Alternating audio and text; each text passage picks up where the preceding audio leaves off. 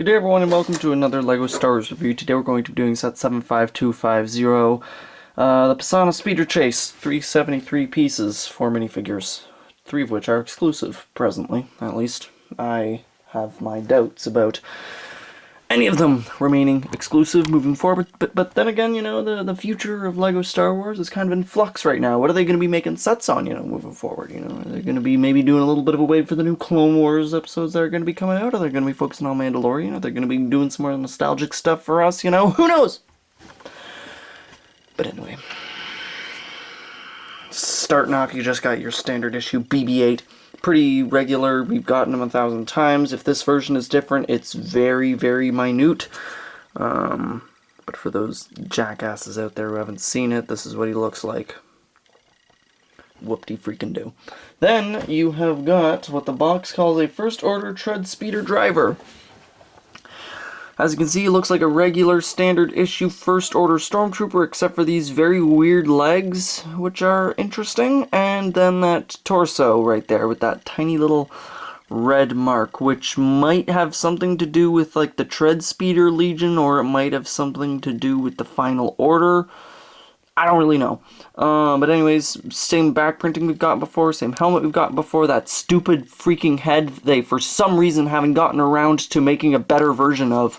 And then the legs have just a little bit more detail than the regular First Order Stormtrooper. At first, when I was building this thing and setting up for the review, I was like, I'm pretty sure that the box and the instructions screwed up and that these legs are actually meant for the Jet Trooper, but as a matter of fact, that's not actually the case, because when I looked at the Jet Trooper pictures online, it looked like he had those legs.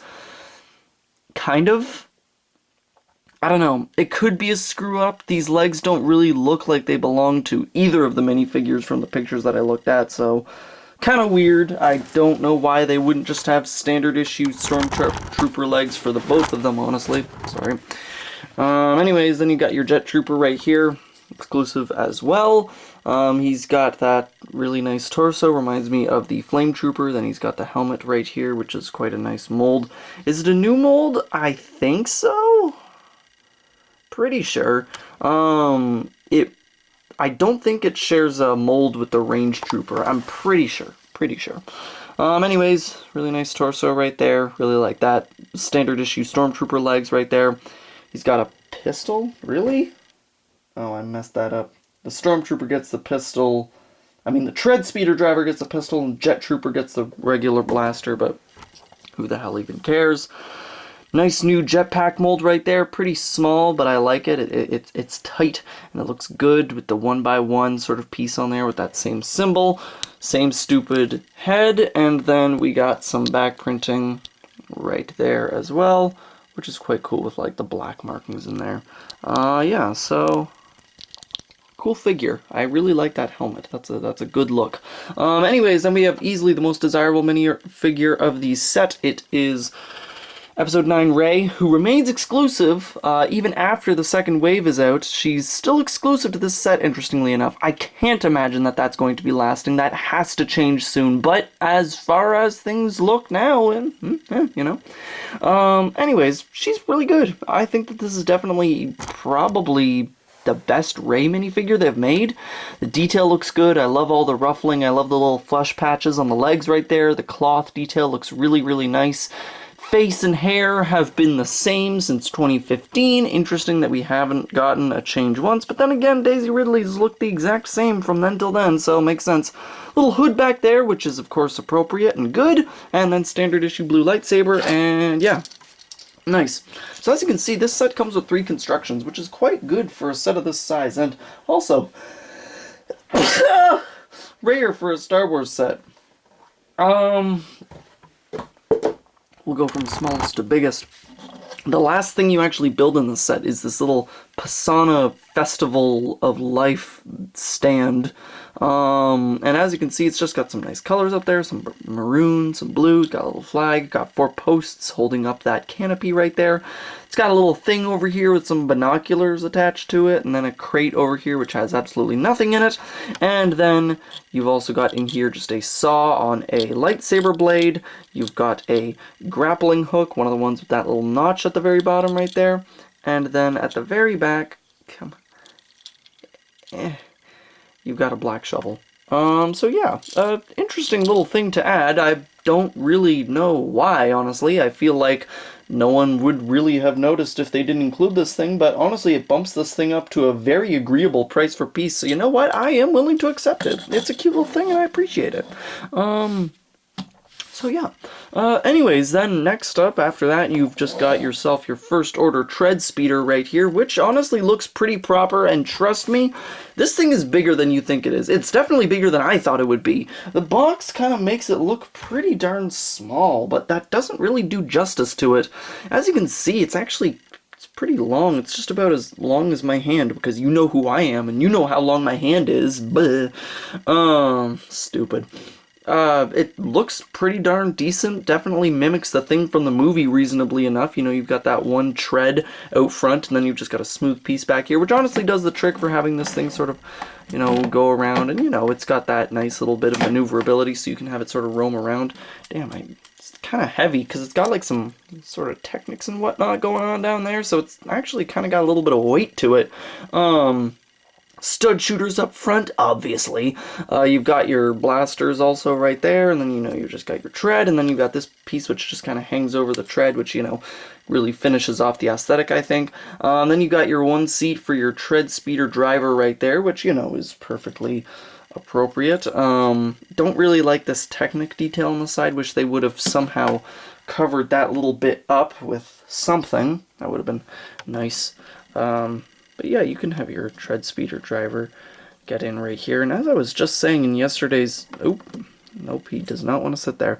As I was just saying in yesterday's review, they've kind of moved away from the whole sort of minifigure leg notch thing, which as you can see here, he's sitting in there with studs. So clearly, you know, something changed. And then you've got the back seat right there, so you can have your Jet Trooper who can be flung off. I thought this thing might have a play feature where like the tread would stay level, but the back part would like this part would like be hinged slightly so you could launch it up like they did in the movie, but unfortunately they didn't think about that. However, I don't really mind it all that much. It's still a proper looking thing, and you can still sort of mimic that by just doing this.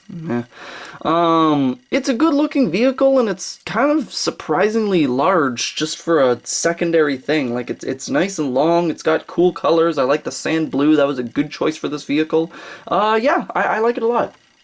Then you got your Pasaana skiff. Just looking at this thing, you will immediately... It's very evocative of the desert skiff from episode 6, and that's clearly sort of the what they were going for here. Just that sort of simple platform with like some engine detail, the like fins at the back and everything. It's very much that vehicle. But this one's a lot more festive looking, as you can see. As a matter of fact, when I saw the set leaked and when I saw this vehicle in the trailer, I thought that Enfys Nest would be coming back. I thought that the red and that sort of wet sand color with like speeders and whatnot, I thought that we were going to be getting Enfys Nest and the Cloud Riders back. I thought they were going to be helping the Resistance, you know, all those years later in episode 9. And I'm sad that that isn't actually the case, because that would have been a cool little addition to the Pasaana scene, getting to see Enfys Nest again and actually completing that arc a little bit at least. But no, it's very evocative of the desert skiff, and it's very evocative of the Enfys Nest sort of aesthetic. That very striking red against the very earthy sort of wet sand, you know, and also just the fact that it's a speeder, you know, very Enfys Nest. Unfortunately, that didn't turn out to be the case, but that doesn't make this not a good vehicle. As you can see, it's definitely, if you've seen the movie, I've seen it twice for some goddamn reason, it's very evocative of the thing from the movie. As you can see, we'll just start from the front and move back. It's got the nice sort of bulkhead right up here with that little fin right up at the front, which is, you know, it can articulate ever so slightly, which I appreciate, and it's got some stickers on there. Got that nice sort of bulky front, got some more stickers up here. This set isn't as sticker happy as it seems from the front, trust me, it doesn't have that many. Another sticker on the side right here with the stud shooter, got some, like, just sort of detailing right there with a flag sticking up. On the side, you've got another sticker right there, and then you've got like the nice big old thruster. I like the asymmetry of this thing. Definitely gives it a lot of character. Then you've got that another just sort of piece of detailing on the bottom right there. I don't really know what it's for, but it just looks good. Come on, you know it does. Then you've just got this part is just sort of hollowing here, and maybe you can have like Ray standing in there, or BB-8 just sort of plopped, just hidden in the corner there. Perfectly fine. Then you've just got this sort of thinner platform right here. As you can see on both sides, you've just got some piping detail, which I think is really quite nice. Once again, just adds some character and some flair and some spunk to this thing. Definitely makes it feel like a brightly colored hodgepodge. And you got this thing, which presumably helps it steer. It's just sort of there. It's got a gray ski piece, and then you've just got some red bits on there, so you can have a minifigure stand there and sort of change the direction of the darn thing, which is pretty cool. We've got an old, like, construction workers canopy, which has been flipped horizontally to create sort of like the back railing for this thing, which I think is pretty cute. And then they've got these two, like, sort of back fins right there, which also, you know, helps to sort of really round off the aesthetic towards the back of this thing. On the bottom, as you can see, it stands up on three sort of clear bits with rounded parts on the bottom. When I was building that, I was like, is this really going to stand that well? But it really does. Another part helps it that should it happen to tumble on one side, you've got these very low to the ground sort of fins back here, so it just sort of helps to keep it propped up. And the fact that it's on rounded bits actually has it so that like a kid could like move it across a surface and enjoy it in that way. So you know what? I think that was a pretty good change to the sort of skiff, you know, sort of whatever.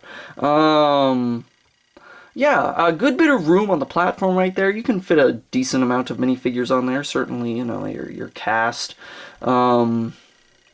Yeah, I think it looks pretty darn good, and I think that they did a pretty half-decent job with this thing. It's nice. It looks exactly like it does in the movie. It's very visually appealing, very striking, and it's quite unique in its presentation. We certainly haven't gotten anything entirely like this, and I appreciate that, because a lot of these newer Star Wars sets are just a whole lot of rehash.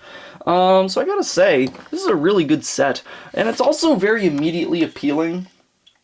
I think the first time I went into the store and they actually had these, I think the set that stuck out to me the most was this one. Because it's like, you've got a bunch of stuff in there, and you know, it's like, oh boy, another Kylo Ren shuttle, another freaking A-Wing, you know, blah, blah, blah, blah, blah, another Y-Wing. We've seen it all before, but then this, with a good price for piece, unique vehicle, and not just vehicles, two unique vehicles we've never seen before, anything close to, you know, like this. It's executed very nicely, it's priced very nicely, it's a fun little playset, but it also works pretty well aesthetically. Like, it definitely creates the mood of that scene very, very well. Both vehicles are accurate depictions, both in size and in detail, as to what appears in the movie, and it's honestly just a very nice, well-rounded set.